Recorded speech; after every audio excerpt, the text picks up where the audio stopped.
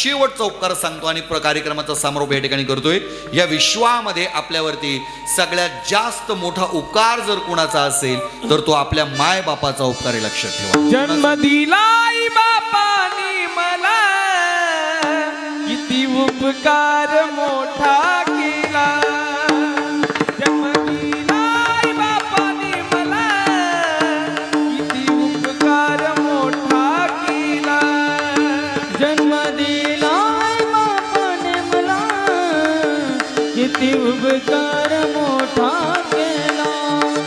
जन्म दिलाय मला, किती उपकार मोठा केला. ठेच लागी माझ्या पायाला, अश्रू येईल तिच्या डोळ्याला. हेच लागे माझ्या पायाला, अश्रू येईल तिच्या डोळ्याला. जन्म दिलाय मला, किती उपकार मोठा केला. जन्म दिलाय बापाने मला, किती उपकार मोठा केला. जन्म दिलाय बापाने मला, किती उपकार मोठा केला. जन्म दिलाय मला, किती उपकार मोठा केला.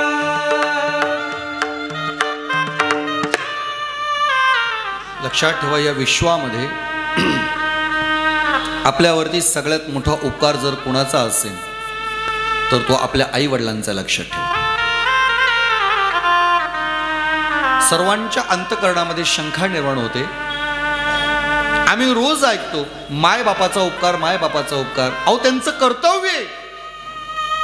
एक विज्ञानवादी माणूस मला बोलला, एक पोरगा म्हणजे, महाराज आई बापाचं महत्व तुम्ही सांगता, नेहमी सांगता, आम्ही पाहतो नेहमी, पण अहो त्यांनी जन्मला घातलाय आम्हाला, त्यांचं कर्तव्य आहे.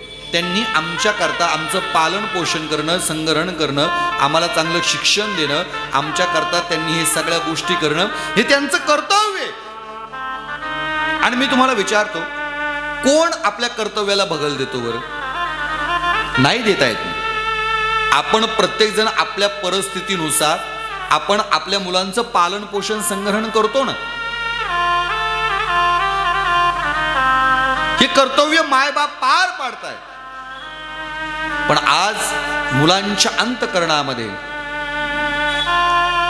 अंतःकरणामध्ये जो प्रेमाचा ओलावा पाहिजे, आज ती परिस्थिती नाही. या विश्वामध्ये आज प्रत्येकाला अंतःकरणामध्ये आज प्रेमाचा ओलावा संपत चाललाय लोकांचा. आज या विश्वामध्ये निस्वार्थी प्रेम या जगात आपल्यावरती कोणी करत नाही, लक्षात ठेवा, कोणी करत नाही.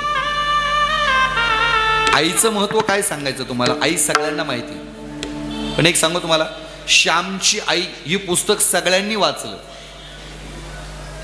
पण छत्रपतींचा बाप ही पुस्तक कोणी वाचलं का? शहाजीराजे ऐकले कधी? या विश्वामध्ये आईला फार मोठी किंमत आहे, खूप मोठी किंमत आहे. पण सांगू तुम्हाला, आज मला बाप सांगायचा आहे तुम्हाला. आज आपण एका बापाच्या श्राद्धाच्या निमित्तातून एकत्र आलोय. आई सगळ्यांना कळते. एका वाक्यात आई सांगतो तुम्हाला, काळजी करते ती आई असते.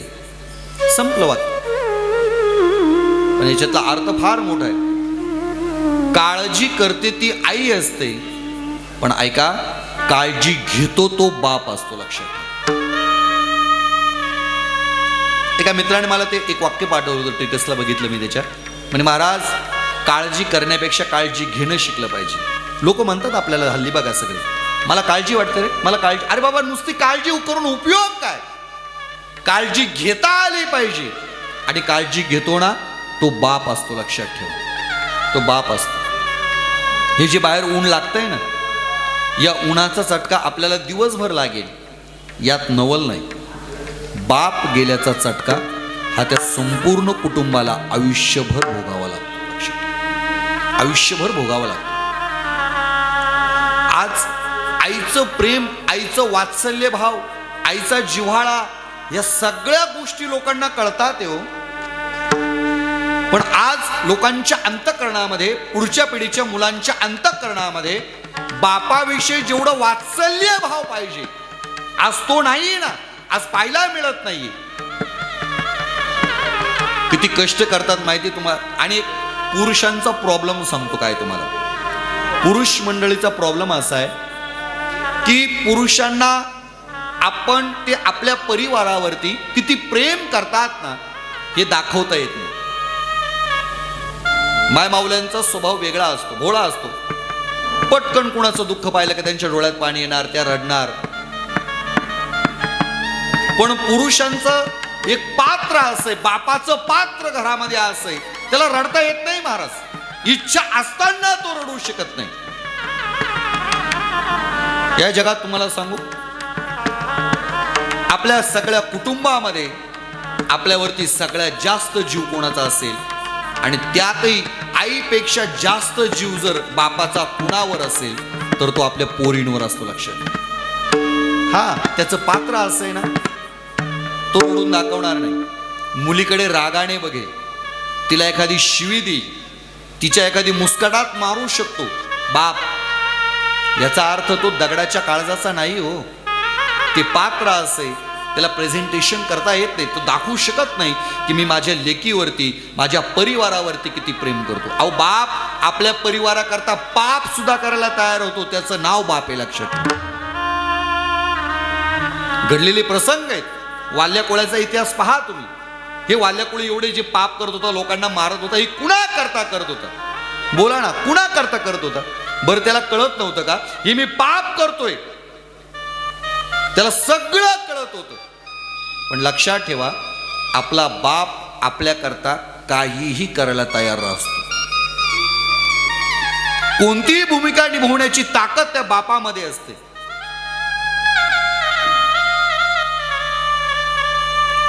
आजकाल बापाची किंमत लोकांना कळत नाही. खूप लोक आहेत जगामध्ये अशी, नाही किंमत कळत. पण असे परिवार पाहिलेत मी. अहो, बाप गेल्यानंतर तो कुणीही त्यांच्या नावाने किती काही करू शकतो.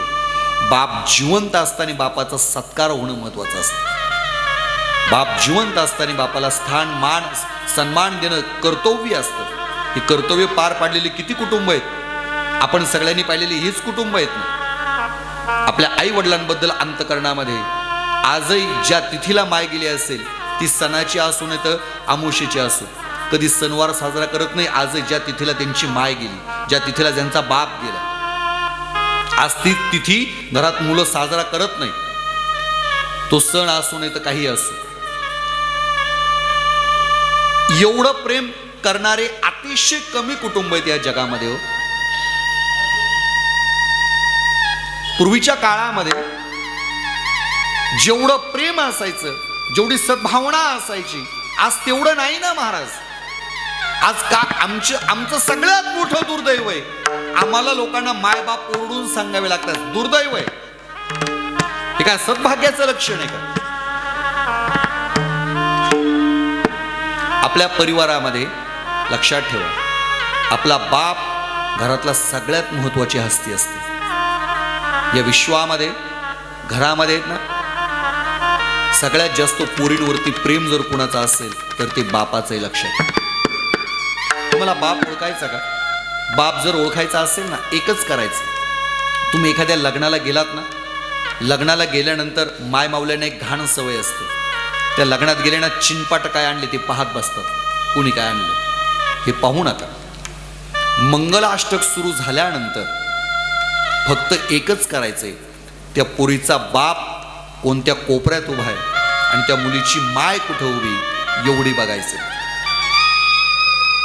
ती माय तुळशीला ज्या वेगानं पाणी घालते, त्या वेगाने तिची अश्रू अनावर असतात.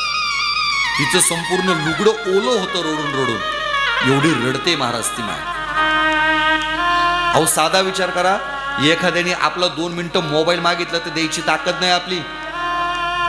एखादा म्हटला 5 मिनिटं गाडी बघू, मला बिटकोवरती जाऊन यायचंय, नाही देऊ वाटत. स्वतःच्या पोटचा गोळा, स्वतःचा काळजाचा तुकडा आपले मायबाप दुसऱ्याला दान करतात, याच्यापेक्षा मोठं हृदय या जगात कुणाचंही सांगा ना मला, कुणाचं हृदय. मंगलाष्टक सुरू झाली ना, सगळ्या मंडपामध्ये आनंदाचं वातावरण असतं. सगळे आनंदाने अक्षदा टाकत असतात, वाद्यांचा जयघोष असतो, सगळीकडे आनंद असतो. आणि त्या मंडपामध्ये दोन चेहरे असे असतात की त्यांचे चेहरे जिवंतपणे मेलेला माणूस पाहायचा असेल ना, लग्नात मुलीचा बाप बघायचा. जिवंतपणे मेलेला माणूस असतो तो कोपऱ्यात, कुठेतरी मंडपाच्या कोपऱ्यात उभा असतो 4 चौघांच्या बरोबर. त्याच्या अंगावरचे कपडे व्यवस्थित नवीन सुद्धा नसतात की असतात याची कल्पनाही करू शकत नाही आपण. मंगलाष्टक सुरू होतात, आनंदाचं वातावरण असतं. पण तो बाप मंगलाष्टक चालू असताना आपल्या मुलीकडे पाहतो. मी पाहिलाय बाप असा बरं का. तुम्ही लग्नाला गेलात ना, फक्त तो बाप कोणत्या कोपऱ्यात उभा पाहायचा. मंगलाष्टक सुरू झाले ना, असं लांबून फक्त त्या बापाचा चेहरा पाहायचा, त्या मुलीच्या नवरीच्या बापाचा चेहरा पाहतो मी. ते पात्र असं असतं महाराज, डोळ्यात थेंबर पाणी येऊ देत नाही बरं, तो अजिबात पाणी येऊ देत नाही. सगळं लग्न विवाह सोहळा पार पडतो. सगळे नातेवाईक जिकडच्या तिकडे जातात. मुलीची बोळवण करत असताना ती पोरगी बापाला कवटाळे मारून हांबरडा फोडून टावो फोडून रडते हो, रडते. पण तो बापाचं पात्र असं आहे ना, तिच्या पुढे तो डोळ्याला पाणी येऊ देत नाही महाराज. कारण ते पात्र असं आहे, त्याला रडता येत नाही.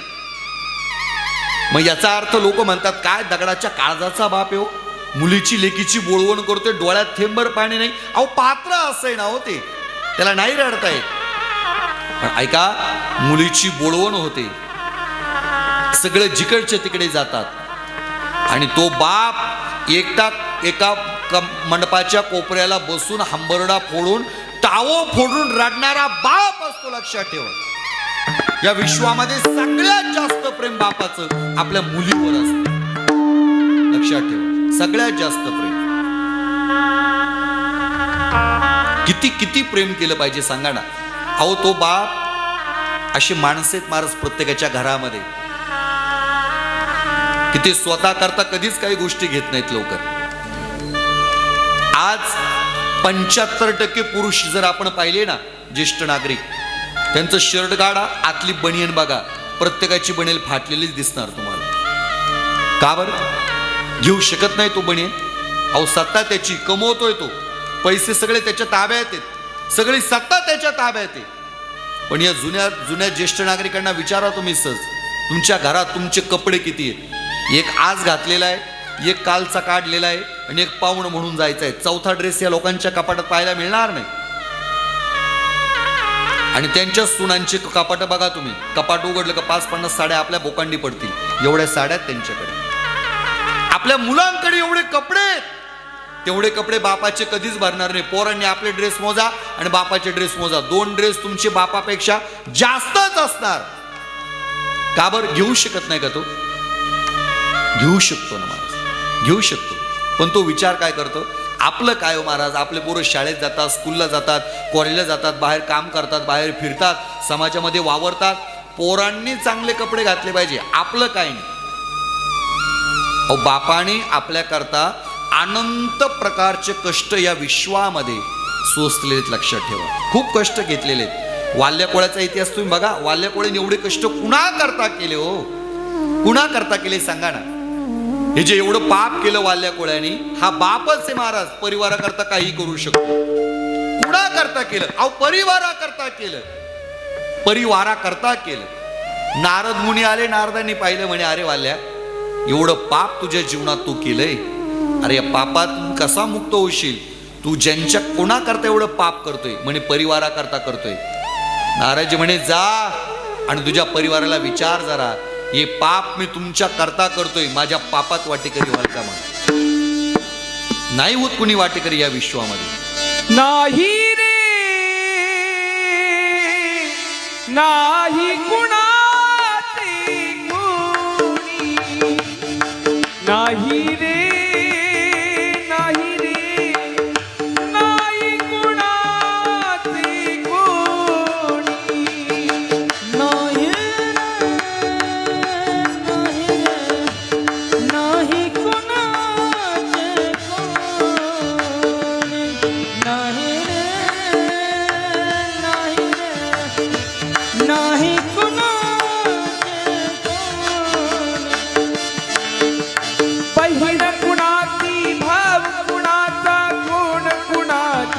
सखी सोयरी बहीण कुणाची भाऊ कुणाचा कोण कुणाचे सगे हा बहीण कुणाची भाव कुणाचा कोण कुणाची सखी सोयरी बहीण कुणाची भाऊ कुणाचा कोण कुणाचे सगे सोय अंती दासल ऐकला रे प्राणा माझी माझे मनोनी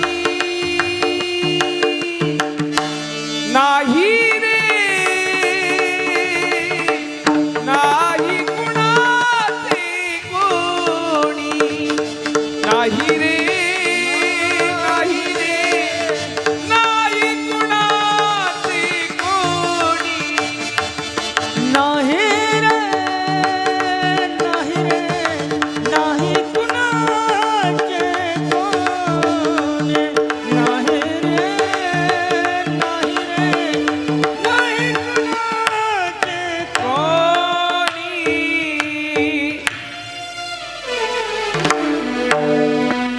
संतांवरती आलेली सगळ्यात मोठी वाईट वेळ म्हणजे या विश्वामध्ये आपल्यावरती आपलं कोणीच या विश्वात कुणी कुणाचं नाही. आणि खरंच जर असतं ना, खरंच असतं तर सोबत गेले असते. सोबत पूर्वीच्या काळामध्ये एखाद्या माय माऊलीचा पती वारला, सोबत निघायची, मागे थांबत नव्हती कुणाकरता. एवढं प्रेम असायचं. आत्ता तेवढं प्रेम आहे का? आता स्मशानापर्यंत सुद्धा येत नाहीत. तिथून मागे तुमचं तुम्ही पाहता, तिथपर्यंत आले मी, जा तुम्ही. आज परिस्थिती भयंकर आहे, लक्षात ठेवा. या विश्वामध्ये आपल्यावरती सगळं जग, सगळं विश्व आपल्यावरती प्रेमाची भूमिका करताना दिसतील. पण लक्षात ठेवा, या विश्वाच्या पाठीवर आपल्यावरती प्रेम करतात ना. कुटुंबातला प्रत्येक व्यक्ती आपल्यावरती प्रेम करतोच, त्याचं प्रेम असतंच. पण निस्वार्थ प्रेम नसतं. प्रेम असतं, निस्वार्थ प्रेम करत नाही. या विश्वामध्ये आपल्यावरती निस्वार्थ प्रेम फक्त आपली आई करते आणि आपले वडील करतात. लक्षात ठेवा. आपल्या जीवनामध्ये किती प्रयत्न, किती काय केलं पाहिजे सांगा ना आपल्या वडिलांनी आपल्याकरता. काबाड कष्ट केलेले असतात. बरं, काबाड कष्ट. किती कष्ट करतो माहिती आहे बाप आपल्यासाठी, किती कष्ट करतो. ते तुकडोजी महाराजांनी एका अभंगात व्यक्त केलेले बरं का. महाराज म्हणतात, या विश्वामध्ये ना आमचा बाप जोपर्यंत जिवंत होता तोपर्यंत आम्हाला त्याची किंमत कळाली नाही. आणि आपलं दुर्दैव तेच आहे बरं. माणूस हयात असताना आपण त्याच्यावर प्रेमच करत नाही. समोर असताना रोज आपल्याला भेटतोय. आपला प्रॉब्लेम असा आहे, माणूस जिवंत असताना आपण त्याला मिस करतो आणि गेल्यावर त्याला मिस यू म्हणतो. उपयोग काय? जिवंत असताना कधी प्रेमाने बोललो नाही, आपुलकीने बोललो नाही, त्याला मिस करत राहिलो, आणि तो गेल्यावर त्याला मिस यू म्हणण्यामध्ये अर्थ काय सांगा ना मला. सांगू तुम्हाला, माणूस जोपर्यंत जिवंत आहे ना सज्जना हो, तोपर्यंत प्रेम करायला शिका. एकदा गेला ना माणूस, काही सोबत राहत नाही महाराज. या विश्वामध्ये आपण केलेलं कर्म, आपला धर्म, बाकी दुसरं काही सोबत येत नाही. आठवणी, प्रेम, सगळंच्या सगळं या विश्वात, या जगात इथंच राहतं माणूस गेल्यावर. लक्षात ठेवा, माणूस जोपर्यंत जिवंत आहे ना, तुम्ही त्याच्यावर प्रेम करायला शिका. या जगात सगळ्यात मौल्यवान काय असेल तर तो प्रेमाचा ओलावा आहे. जोपर्यंत जिवंत आहे तोपर्यंत किंमत कळणार नाही. माणसाला गेल्यावर दुसऱ्याचा बाप पाहिला की मग किंमत कळते. जोपर्यंत आपला बाप जिवंत आहे तोपर्यंत किंमत नाही कळत हो. जेव्हा बाप जातो ना तेव्हा किंमत कळते. माझा आणि तुमचा बाप सांगण्यापेक्षा तुम्हाला जगद्गुरु श्री तुकाराम महाराजांचा बाप एका मिनिटात सांगतो. जगद्गुरु श्री तुकोबरायांचे वडील, तुकोबराय 17 वर्षाचे असताना तुकोबरायांचे वडील गेले. जगद्गुरु श्री तुकाराम महाराजांच्या खांद्यावरती संसाराची धुरा ही कितव्या वर्षी आली? वयाच्या 17व्या वर्षी आली. लक्षात ठेवा. आणि बाप गेल्यानंतर महाराजांनी स्वतःच्या मनाची ग्वाही सांगितली, जोपर्यंत आमचा बाप जिवंत होता आम्हाला कसलीही चिंता नव्हती. काय हवंय, काय नकोय, काय आणायला पाहिजे, काय केलं पाहिजे, अजिबात चिंता नाही. पण ज्या दिवशी आमचा बाप गेला त्या दिवशी तुकोबारायांचं वाक्य असं आहे, बाप मेला न कळता नव्हती संसाराची चिंता. बापाचं हृदय किती व्यापक असतं माहिती. बाप असा कळणार नाही महाराज. आहे ना तोपर्यंत प्रेमाने राहा, प्रेमाने बोला, प्रेमाने वागा, त्यांच्याशी मित्रासारखा संवाद करा.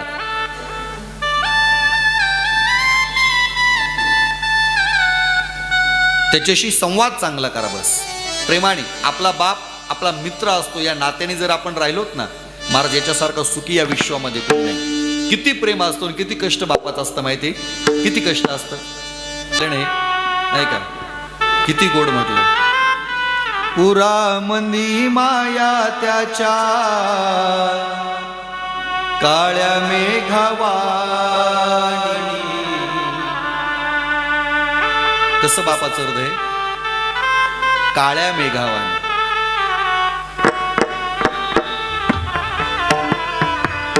किती माया असते महाराज, किती शब्दांमध्ये किती गोडवा आहे पाहणं नाही का. जिजू जिजू संसाराचा गाडा ओठामध्ये हसू जरी कणा वाकला, घडीभर तू थांब ऐक त्याची झाबर, लई अवघड हाय गड्या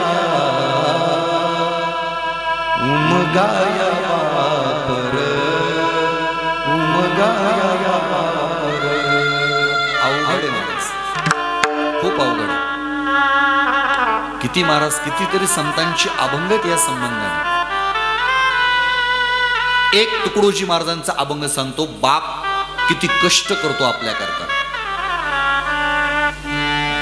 तुकडोजी महाराजांचा गोडा अभंग. तुकडोजी महाराज बोलतात, आमचा बाप होताना तोपर्यंत आम्हाला समजलं नाही हो.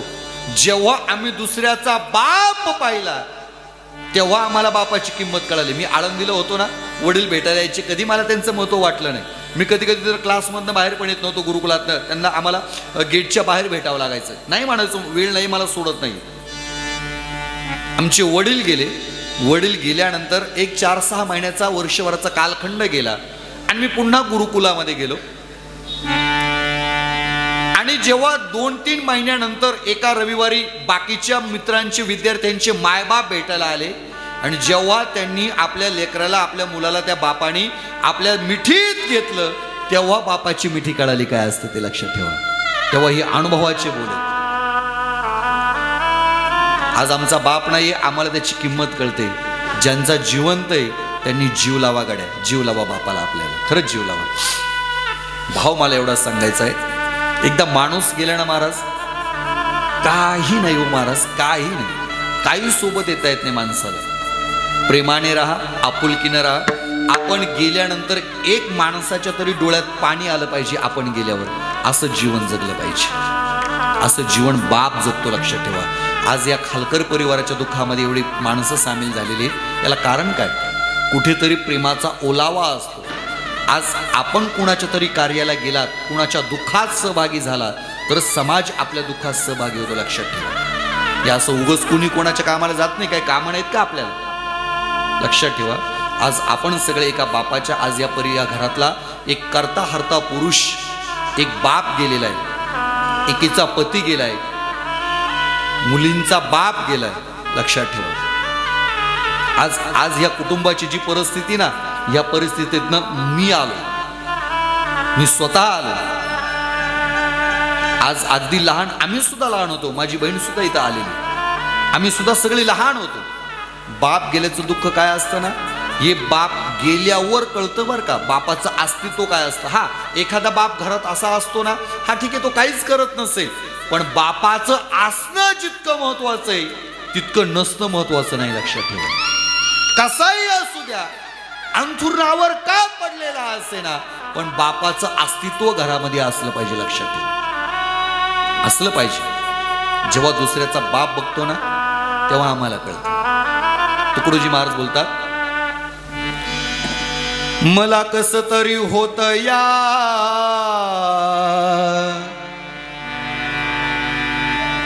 बाप लोकाचा बघताना माझा कंठ दाटतो या गोष्ट बापाची सांगताना मला कस तरी होत या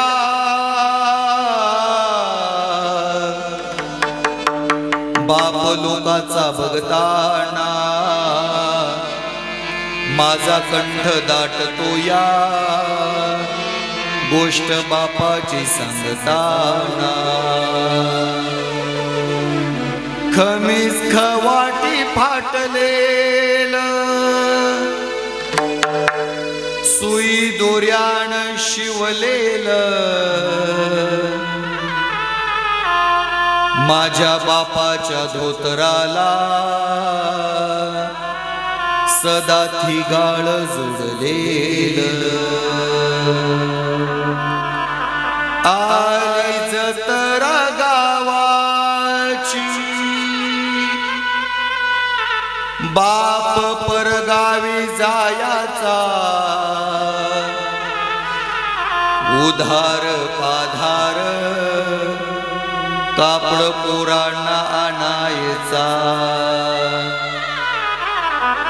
बाप मनात झुरायचा लग्न लेकीच करीन हुंड्या भांड्यासाठी शेतमळ्याला येईन असा कणवारू बाप आम्हा सोडून या गेला तुकड्या म्हणे माझा जीव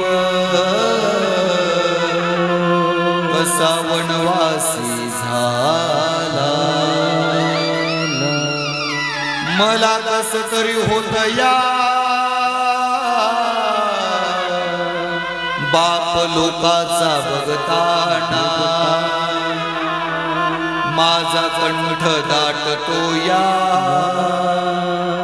गोष्ट बापाची सांगताना लक्षात ठेवा बाप ह्या विश्वामध्ये आपला देवच आहे. या विश्वामध्ये तुम्हाला बाकी कुणाचं मन नाही राखता आलं चालेल. आईचं मन राखा आणि बापाचं मन राखा. बाकी या विश्वामध्ये कुणाशी कसंही वागले तरी अडचण नाही. त्यांच्या वाचून काही शिल्लक राहणार नाही. पण बापा करता तुमच्या जीवनामध्ये बापाची सेवा करा. पोरींना असं वाटतं या बाप गेला ना माहेर संपलं. चुकीची भूमिका आहे तुमची.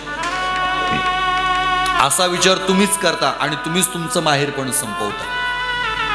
पोरी म्हणतात आई गेली काय माहेराला जायचंय, बाप गेला काय माहेरामध्ये राहिलंय माझं. का तुमचा भाऊ नाही का अजून. अहो तुमच्या जीवनामध्ये तुम्हाला किती प्राधान्य माहिती, किती प्राधान्य तुम्हाला. एखाद्याची माय गेली ना तर आईची जागा या विश्वामध्ये दुसरं कोणीच घेऊ शकत नाही. शेजारची बाई आली त्या लेकराला म्हणली बाळा रडू नको रे मी तुझी आईच आहे. शेजारची बाई कधी आई होऊ शकत नाही. लक्षात ठेवा आई ती आई असते. आईला कुणाची उपमा देता येणार नाही. पण आई गेल्यानंतर त्या परिवाराच्या पाठीवरनं प्रेमानं हात फिरवणारं दैवत म्हणजे तुम्ही सगळ्या बहिणी आहेत. लक्षात ठेवा आईची जागा, या सगळ्या भावांना विनंती माझी, आई गेल्यानंतर आईची जागा जर कुणाला देताच आली ना तर ती तुमच्या बहिणीला द्या. बरं बहिणीला द्या. का द्या सांगू.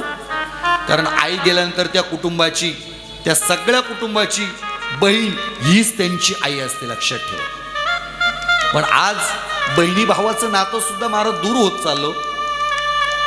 हा माझ्याही जीवनातला अनुभव आहे, तुमच्याही जीवनातला अनुभव आहे. आज भावा बहिणीचं पूर्वीच्या काळात जेवढं प्रेम होतं आज ते प्रेम नाहीये ना. सांगा ना आहे तेवढं प्रेम आहे का. इथं जेवढ्या माय मावल्या आल्यात ना, साधा प्रश्न आहे माझा, आता भाऊबीज झाली महिना झाला असेल, किती महिलांना किती बहिणींना त्यांचा भाऊ मूळ लावायला तुमच्या घरापर्यंत आला घ्यायला. किती जणी आहे औषधाला एखादी का नाही? पूर्वीच्या काळातले लोक येडे नव्हते, पागल नव्हते. तुमचा भाऊ तुमचा बाप मूळ लावायला आला तर धाडायचे तुम्हाला. आज तुमच्या भावाच्या मुळाची सुद्धा वाट पाहत नाही.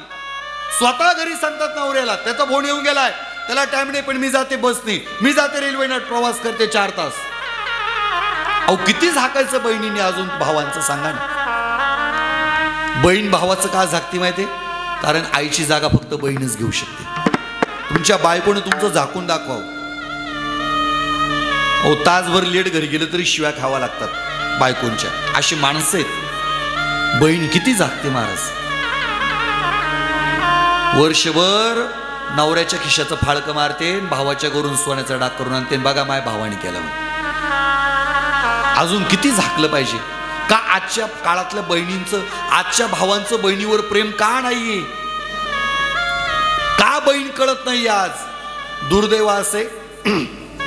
विनोद होईल माझ्याकडनं, पण विनोद ऐकू नका, गांभीर्य लक्षात घ्या. जेवढं प्रेम आजच्या काळामध्ये भावाचं बहिणीवर पाहिजे, तेवढं बहिणीवर नाही, तेवढं मेवणीवर झालंय महाराज. का बहीण नकोय? अहो किती प्रेम करते तुमच्यावरती, पण भावा बहिणीचं नातं कधी तुटतं माहितीये का? कधी तुटतं? जिथे पैसा आला का भावा बहिणीचं नातं तुटलं ना महाराज. अहो काही नाते असे आहेत, पैसा नाही तरी नाते तुटलेत. शब्द शस्त्रासारखे राहतात. ठीक आहे, माय मावल्या बोलतात ना, शब्द महाराज लक्षात ठेवतात. एक शब्द जरी बोलला ना महाराज तरी तुम्ही लक्षात ठेवतात. तुमच्या सासूनं तुम्हाला 40 वर्षापूर्वी काय टोमणा मारलाय तो आजही तुमच्या डोक्यात आहे. आजही डोक्यात आहे तुमच्या. आता विचारलं ना, 40 वर्षापूर्वी सासू काय बोलली होती, माझी सासू असा टोमणा. म्हणजे शब्द शस्त्रासारखे राहतात महाराज. माणसं आहे ना, एखादी मुस्काडात मारून मोकळे होतात. मुस्काडात मारलेली विसरता येते, शब्द हे विसरत नाही माणूस कधी. लक्षात ठेवा. शब्द काळजात घर करून राहतात. चांगले असेल तर हृदयात राहतात आणि वाईट असेल तर डोक्यात राहतात. लक्षात ठेवा. माणसं 2 प्रकारे आपल्या डोक्यात राहतात नाही का. आपण म्हणतो माझी आई माझ्या हृदयात आहे, पण एखाद्याचा राग असेल ना, तो माझ्या डोक्यात आहे. माणूस डोक्यात राहतो. राग आल्यावर माणूस डोक्यात राहतो. त्याच माणसावर प्रेम करा, तो माणूस हृदयात राहतो. भावा बहिणीचं नातं जपाच. ती परिस्थिती आलेली, पैसा आला, नाते दूर गेली. हो महाराज, नाते दूर गेली. आमच्या गावाकडनं समृद्धी महामार्ग गेलेला आहे. 1-2-3 मिनिटात संपवतो, 5 मिनिटात संपवतो बरं का, कारण उशिरा सुरू झालं म्हणून थोडं उशीर होतो, बाकी काय. समृद्धी महामार्गाचं काम झालंय. अनेक लोकांच्या जमिनी त्या समृद्धीमध्ये गेल्या. किती पैसे भेटले माहिती लोकांना? माझं गाव जवळ आहे. आमच्या विनायकचं गाव तर तिथंच जवळ. रोज तिथंच राहतो. समृद्धीच्या पुलाखालूनच येतो जातो. एक जणाची शेती त्या समृद्धी महामार्गात गेली. माझं प्रवचन होतं, त्या गावाचं नाव सांगत नाही. प्रवचनात बोलता बोलता बोललो, आई गेल्यानंतर आपली बहीणच सगळ्यात मोठी, आपली आईची जागा बहिणीलाच दिली पाहिजे. त्या माणसाने एवढं वाक्य ऐकलं किरण महाराज. प्रवचन हो दिलं. प्रवचन झालं, पहिलं माझं दर्शन गेलं तो चाल. मला म्हणे 1 नंबरचे लबाड बोलक आहेत तुम्ही, 1 नंबरचे लबाड. मला तर टेन्शन आलं बाबा. एवढ्या लोकांमध्ये मला म्हटलं ते 1 नंबरचे लबाड लोक आहेत तुम्ही, 1 नंबर खोटे बोलतात तुम्ही. मनातल्या मनात म्हणलं बाबा त्याचेच पैसे देतात लोक आम्हाला. मला त्याचं टेन्शन नाही आलं. त्याच्यासारखे मला रोज भेटतात. मी काय इंद्रायणीचं पाणी पिलेलो त्यामुळे काही टेन्शन नाही लोकांचं. मला त्याचं टेन्शन नाही, मला पुढचं टेन्शन होतं. म्हणलं दादा काय खोटं बोललो मी? 1 नंबर खोटे बोलतात म्हणे. म्हणलो खोटं काय बोललो दादा ते सांगा ना मला. म्हणे बहिणीला तुम्ही केवढी मोठी जागा दिली. आईची जागा कोणाला देता येत नाही, देवाला देता येत नाही. आणि तुम्ही बहिणीची जागा, आईची जागा, बहिणीची आईची जागा दिली तुम्ही बहिणीला. एवढी बहीण मोठी असते का? एवढं प्रेम बहीण असते का? एवढं बहीण प्रेम करते का? म्हणे एवढी जागा मोठी आईच्या जागेवर आमच्या बहिणीला येऊन बसवलं, एवढी तिची पात्रता नाहीये. असं म्हटल्यावर मला टेन्शन आलं, झालं काय? मग तो म्हणे महाराज सांगू तुम्हाला, माझी जमीन समृद्धी मार्गात गेली हो म्हणे. म्हणलो बर. म्हणे महाराज 1-2 कोटी नाही भेटली. किती कोटी भेटली माहितीये का? 65 कोटी रुपये भेटले. किती? 65 वर किती शून्य आले? त्याचं टॅली नंतर करू आपण, आपल्या बजेटच्या बाहेरचं गणित. किरण महाराज, आकलीपेक्षा जास्त पैसे भेटले त्या माणसाला. नाही कळालं? नंतर कळलं. 65 कोटी म्हटल्यावर महाराज काय सांगायचं महाराज, इतका आनंद झाला. भावाचं प्रेम असतं बहिणीवर. पडदिशी पहिला फोन बहिणीला केला, घडलेली घटना आहे. हॅलो तायडे, अगं करोडपती झालोय, 65 कोटी रुपये मिळाले. तायडी तिकडे म्हणली, दाद्या अभिनंदन तुझं, चांगली गोष्ट आहे, पण जमिनीचे पैसे जमिनीलाच लाव. हा उपदेश, हे मार्गदर्शन फक्त बहीण करू शकते. मेवणीला घ्या बरं बोलू, मग ती कळेल काय करायचं ते, तिला कळतं. म्हणले, दाद्या अभिनंदन आहे तुझं, चांगली गोष्ट आहे. तो म्हटलं, येत आहे अभिनंदन बाजूला ठेव ग, पटकन नाशिकला ये बरं, नाशिक रोडला. म्हणे का बरं? ये म्हणे पटकन, तिथं कोर्टात काम आहे थोडंसं तुझ्याशी. आणली बहीण कोर्टामध्ये. म्हणे काय रे दादा, का बरं एवढं काय काय बोलवलं? एक काम कर म्हणे, ते काय झालं, एवढे पैसे भेटले, पण नेमकं आहे ना 7 बाऱ्यावरती तुझं नाव चुकून राहिलं ग तावडे. नाही कळालं तावड्यांना अजून? नंतर कळलं तुम्हाला. तेवढं तुझं नाव कमी करू दे, मग टेन्शनच नाही राहणार. आता मी सगळ्या बहिणींना विचारतो, काय अपेक्षित उत्तर काय तुम्हाला? बहिणीचा रिप्लाय काय असेल भावाला? तुमचा रिप्लाय मी सांगतो, ऐकायला कडू वाटेल रिप्लाय, सत्य रिप्लाय. बहीण म्हणली, दाद्या काय म्हणला?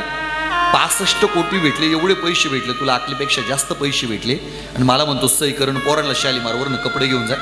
अजिबात जमणार नाही. म्हणे मग रे दाद, मग तावडे? ती म्हणली, दाद्या 65 कोटीतले 15 कोटी माझ्या अकाउंटला आल्याशिवाय तुला सही काय? मर तिकडे. विनोद बाजूला ठेवा, मला विनोद नाही सांगायचा आहे. विनोद करता मला दुसरं स्टेज, याच्यातलं गांभीर्य लक्षात घ्या. आता भावा बहिणीचं प्रेम कुठे गेलं सांगा? कशामुळे भाऊ बहीण वाईट झाले? कशामुळे वाईट झाले? पैशामुळे. अहो काहींकडे नसताना सुद्धा वाईट आहेत. याच्यापेक्षा अजून वाईट काय असलं पाहिजे किरण दादा? नसताना वाईट. असताना वाईट झाले ते ठीक आहे, 15 कोटी घेतले, जाऊ दे, तो वाचून काय राहणार नाही माझ्या. पण नसताना वाईट आहेत. आज नसताना 1 रुपया नसताना अवघडे. लक्षात ठेवा, आज माणसाची नाते एकमेकापासून दूर होत चालली. एकच करा, आपल्या जीवनामध्ये नात्यामध्ये कधी दुरावा होऊ देऊ नका, कधीच दुरावा होऊ देऊ नका. जगात अहो लोकांना बोलायला वेळ नाही हो, पण लक्षात ठेवा, नातं कधी तुटू देऊ नका. महिन्यातनं एक तरी फोन करत जा आपल्या बहिणींना. भावांना विनंती, एक फोन तरी बहिणीला करत जा. नाही तुम्हाला जमलं 8 दिवसाला 15 दिवसाला नाही जमलं, महिन्यातनं एक फोन तरी बहिणीला करत जा. तशीच तू विचारत जा, या विश्वामध्ये आपल्यावरती जीवापाड प्रेम करते. भावांवरती सगळ्यात जीव बहिणीचा असतो. लक्षात ठेवा, आईपेक्षा जास्त जीव बहीण लावते. म्हणून आपल्या नात्यात कधी दुरावा निर्माण होऊ देऊ नका. आपल्या आई वडिलांची सेवा करा. आई वडिलांबद्दल अंतःकरणामध्ये प्रेमाची भूमिका ठेवा.